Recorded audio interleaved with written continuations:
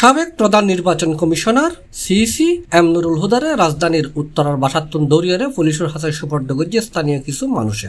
আজিয়ে জুনের 22 তারিখ রবিবার সন্ধ্যায় উত্তরা 5 নম্বর সেক্টরের 1A রোডের 29 নম্বর বাড়িতুন তারে দরিয়ানে এসব মানুষ হলে পরে তারা পুলিশের হাতে সুপার্দ করাই সবশেষে তারা ডিবি কার্যালয় নিয়ে হয়। উত্তরা পশ্চিম থানার ওসি হাফিজুর রহমান বিষয় নিশ্চিত করে গণমাধ্যমের হই সাবেক সিইসি নুরুল হুদারে থানা পুলিশের হেফাজতত রাখা হয়। এরপর তারা মিন্ট্রি রোড ডিবি কার্যালয় নিয়ে হয়।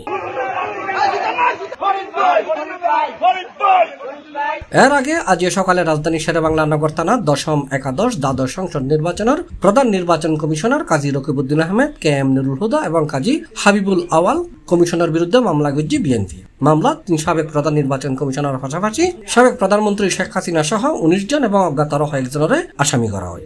এর আগে রকিব হুদা আওয়াল কমিশনের বিরুদ্ধে মামলার বিষয়ে জানাতে নির্বাচন কমিশনের একান সিডি দিল বিএনপি। সেই সাথে 2014, 18 এবং 2024 সালের ভোট পরিচালনাকারী প্রধান নির্বাচন কমিশনার ও নির্বাচন কমিশনারের বিরুদ্ধে আইনগত ব্যবস্থা নেবার আবেদন জানাই বিএনপি।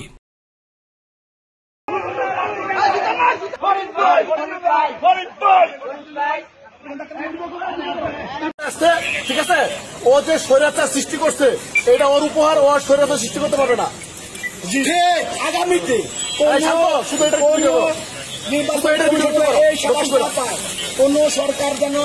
C+ TV Chittagong.